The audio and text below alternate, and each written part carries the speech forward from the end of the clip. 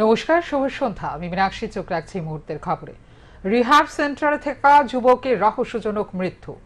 GB হাসপাতাল চত্বরে কান্নায় ভেঙে পড়েছে মৃত যুবকের মা। বিস্তর অভিযোগ উঠেছে রিহ্যাব সেন্টার সানরাইজ ফাউন্ডেশনের বিরুদ্ধে। রিহ্যাব সেন্টারে থাকা যুবকদের রহস্যজনক মৃত্যু জিবি হাসপাতালে। রহস্যজনক মৃত্যুর ঘটনায় ব্যাপক চাঞ্চল্য সৃষ্টি হয়েছে। মৃত যুবকের নাম তাপস রঞ্জন পাল, বয়স ২০ বছর, বাড়ি তেলিয়ামুড়ার শান্তিনগরে। ঘটনার বিবরণে জানা যায়, তাপসকে গত কয়েক মাস আগে মধ্য ডুকলি এলাকার সানরাইজ নামে একটি রিহ্যাব সেন্টারে ভর্তি করানো হয়েছিল। প্রতি মাসে ১০,০০০ টাকা এবং ওষুধের মূল্য দিতে হতো রিহ্যাব সেন্টারে। কারণ সে বিভিন্ন সময় মোবাইল ফোন সহ নানা জিনিস কিনে দেওয়ার দাবি করে পরিবারের লোকজনদের মারধর করত। তাই তাকে ভর্তি করানো হয়েছিল রিহ্যাব সেন্টারে। কিন্তু বৃহস্পতিবার সকালে পরিবারের লোকজনদের কাছে ফোন আসে তাপস অসুস্থ, তাকে হাসপাতালে আনা হয়েছে। খবর পেয়ে পরিবারের লোকজন হাসপাতালে ছুটে আসে, দেখে তাপসের অবস্থা সংকটাপন্ন। কিছুক্ষণ পর ডাক্তার জানিয়ে দেন আইসিইউতে নিতে হবে তাপসকে। দীর্ঘক্ষণ ছোটাছুটি করে তাপসের জন্য আইসিইউর শয্যা মিলেনি। কিছুক্ষণ পর তাপসের মৃত্যু হয়। এ বিষয়ে পরিবারের লোকজনরা চিকিৎসকের কাছে জানতে চাইলে তারা জানান তার নিউমোনিয়ার সমস্যা ছিল, যার কারণে মৃত্যু হয়েছে। তারপর বিষয়টি নিয়ে পরিবারের লোকজন সংশয় প্রকাশ করলে চিকিৎসক জানিয়েছেন ময়না তদন্তের পর স্পষ্ট হবে মৃত্যুর কারণ। এদিকে রিহ্যাব সেন্টারের দায়িত্বপ্রাপ্ত কর্মীরা মৃতের পরিবারকে জানিয়েছেন তাপসের শ্বাসকষ্ট হয়েছিল।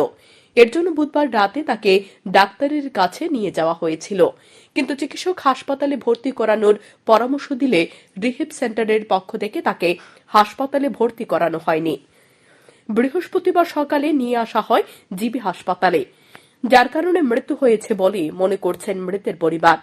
মৃতের পরিবারের বক্তব্য, যদি সঠিক সময় মতো বুধবার সন্ধ্যায় তাদের এই বিষয়ে অবগত করা হতো, তাহলে হয়তো তাপসের অকালে মৃত্যু হতো না। মনে হইতেছে যে অ্যাকচুয়ালি হেড ভিতরে তো, কারণ 22 বছর একটা ছেলে। আমি ডক্টর বাবুকে জিজ্ঞাসি যে কি হয়েছে। ডক্টর প্রথম কইতেছে একটু নিউমোনিয়ার ইস্যু আছে, মনে হইতেছে নিউমোনিয়াটা থেকে হয়তো কোনো ইনফেকশন স্প্রেড হয়েছে। তো নিউমোনিয়া একটা হইলে তো একটা ইনফেকশন হইয়া স্প্রেড হইয়া কিছু না কিছু সিমটম ডিজিজ থাকবে, বা এটা ডেভেলপ হলে তো ইমিডিয়েটলি ডাক্তারের কাছে দেখানো উচিত ছিল। তো ডাক্তারে দেখাইয়া যদি হসপিটালাইজেশন যদি হইতো, হয়তো আজকে লাইফটা বেঁচে যেত বা। আর আমার মনে হয় হসপিটালাইজেশন একটু লেট হয়েছে। আর হসপিটালে আসার পরও যে পরিষেবা, সেটা তো মানে খুবই আনস্যাটিসফ্যাক্টরি। একটা ইম্পর্টেন্ট জিনিস হলো, যদি কিছু হয় আমাদের যদি ইনফরমেশনটা দিত, তাহলে হয়তো আমরা দেখতাম কালকে। আরেকটা জিনিস আছে, যেহেতু হসপিটালাইজেশনে কালকে লিখছিল, তাহলে ইমিডিয়েটলি যদি হসপিটালাইজেশন করে নিত, তাহলে তো আজকে হয়তো। একটু অনেক সময় মোবাইল টোবাইল না দিলে উত্তেজিত হয়ে মা বাবা রে মারতো টারতো, ঠিক আছে। এদিকে তার দেওয়া হয়েছিল সানরাইজ ফাউন্ডেশন, দেওয়া হয়েছিল, ঠিক আছে। সানরাইজ ফাউন্ডেশন দেওয়া হয়েছে যে যথারীতি তারা মান্থলি টাকা টুকা সব দেওয়া, এবং আমরা দেখা টেকা যাই, ঠিক আছে।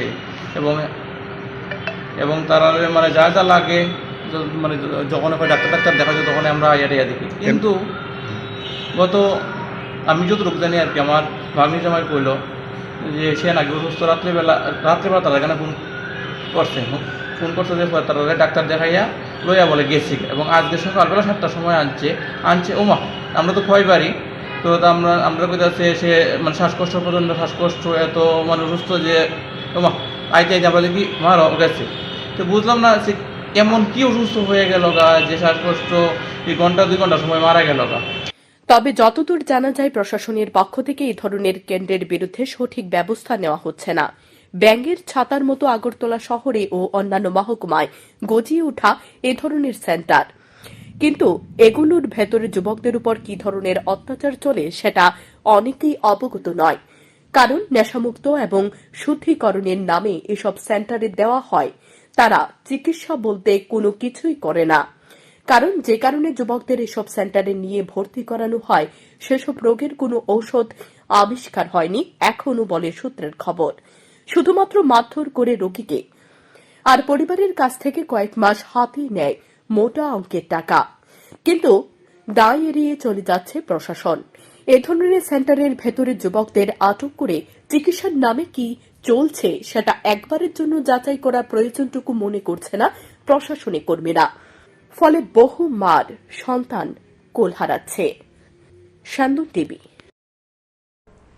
আগামী 19 ও 26 এপ্রিল পশ্চিম ত্রিপুরা এবং পূর্ব ত্রিপুরা লোকসভা আসনে অনুষ্ঠিত হবে নির্বাচন। এই নির্বাচনকে সামনে রেখে ইতিমধ্যেই প্রচারে জোর দিয়েছে শাসক দল বিজেপি। দুটি আসনে বিজেপি জয় সুনিশ্চিত করতে মাঠে নেমে পড়েছে ভারতীয় জনতা পার্টি। উল্লেখ্য, পূর্ব ত্রিপুরা লোকসভা আসনের বিজেপি মনোনীত প্রার্থী কৃতি সিং দেববর্মার হয়ে বৃহস্পতিবার ফটিকরায় বিধানসভা কেন্দ্রের অন্তর্গত 6 নম্বর বুথে জনসম্পর্ক অভিযান করেন মন্ত্রী তথা এলাকার বিধায়ক সুধাংশু দাস।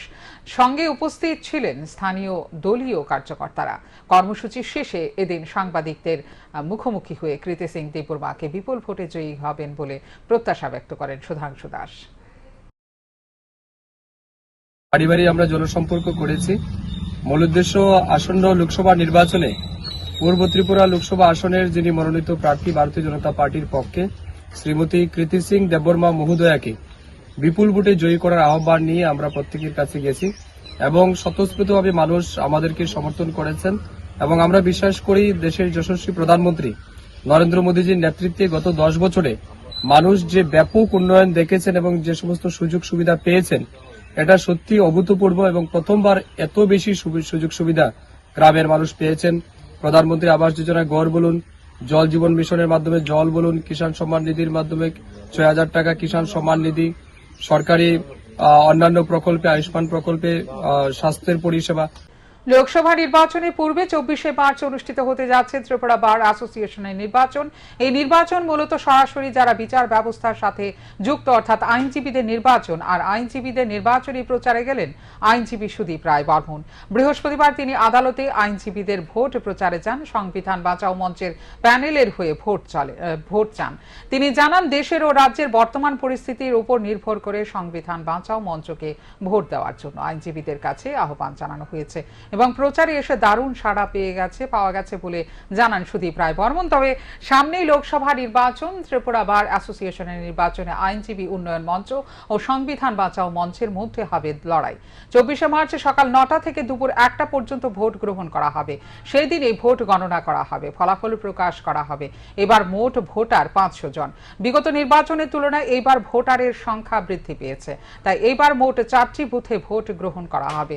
মোট 15টি পদের জন্য ভোট গ্রহণ করা হবে। যাই হোক, সুদীপ রায় বর্মনের সাথে ভোট প্রচারে ছিলেন আইনজীবী পীযূষ কান্তি বিশ্বাস, ভাস্কর দেববর্মা সহ অন্যান্যরা। না, এখানে বারের নির্বাচন প্রতি বছরই হয়ে থাকে। এখানে সেফ কনস্টিটিউশন নামে একটা ফোরাম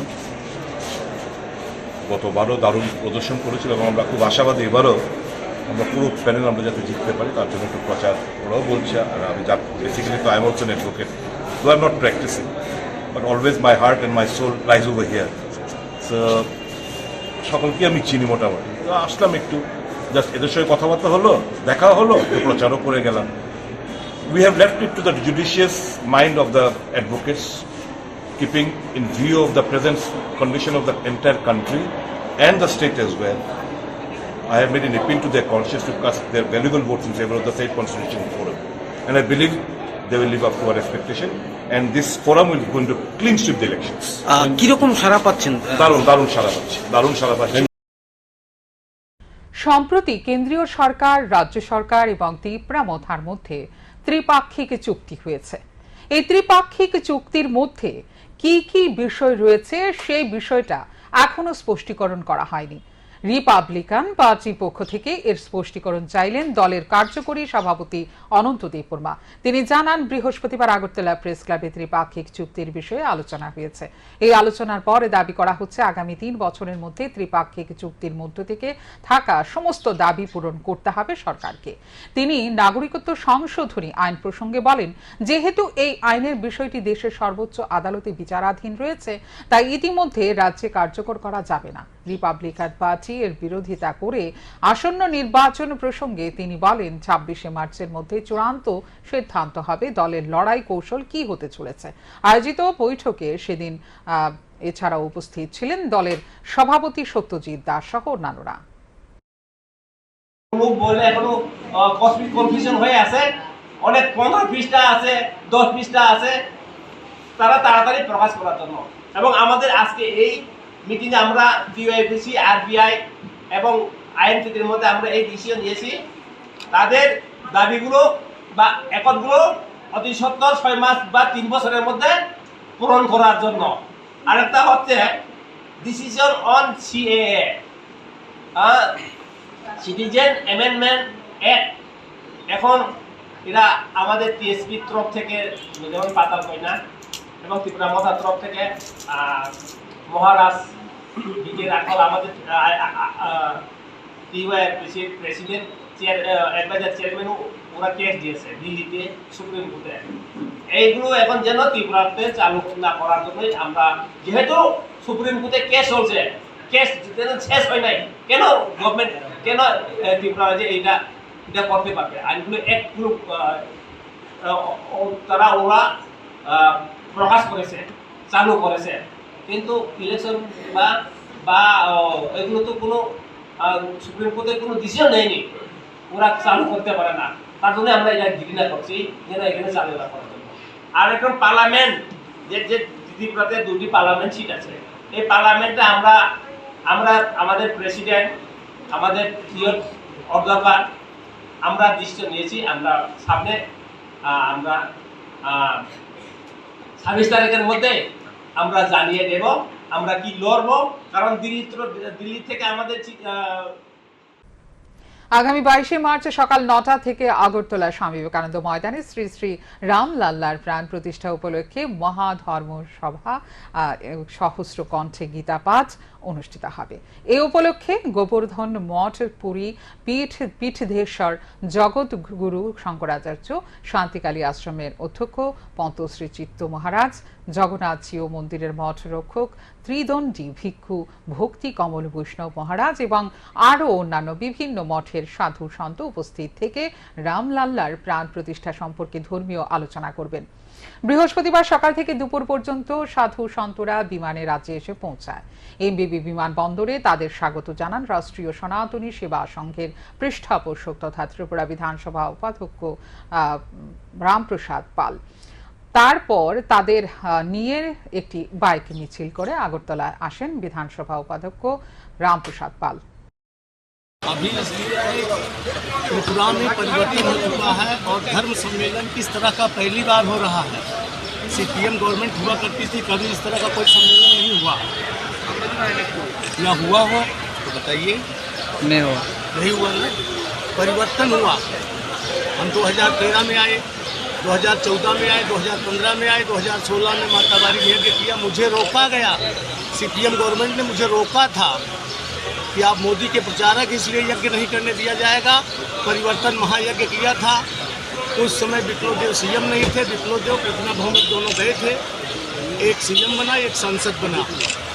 उसके बाद धन्यवाद यज्ञ करने भी 18 में आए थे। और अभी त्रिपुर सुंदरी मंदिर की स्थापना मणिपुर जंगल में किया है। एक गोरछी हो रही है, एक गोहाना में है, एक गुड़गांव में है, एक महाराष्ट्र में है। इस तरह से 5 त्रिपुर सुंदरी मंदिर बन रहे हैं। मुझे त्रिपुर सुंदरी साधक के नाम से ही जाना जाता है। বৃহস্পতিবার ভোরে 82 মাইলের অন্তর্গত শালবাগানের বিহারি হোটেলে পার্কিং করা গ্যাসের গাড়িতে অগ্নিসংযোগ ঘটে। পুড়ে ভস্মীভূত হয়ে যায় গাড়িটি। জানা যায় ঘটনার খবর পেয়ে স্থানীয় ফায়ার স্টেশন থেকে দমকলের ইঞ্জিন ছুটে আসে, দ্রুতগতিতে আগুন নিয়ন্ত্রণে আনে।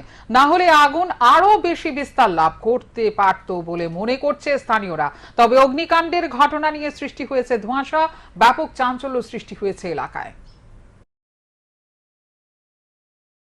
এখনকার মতো এই মুহূর্তে সংবাদ এ পর্যন্ত। অন্যান্য আপডেটস দেখার জন্য অবশ্যই নজর রাখতে হবে শান্তন টিভির পর্দায়।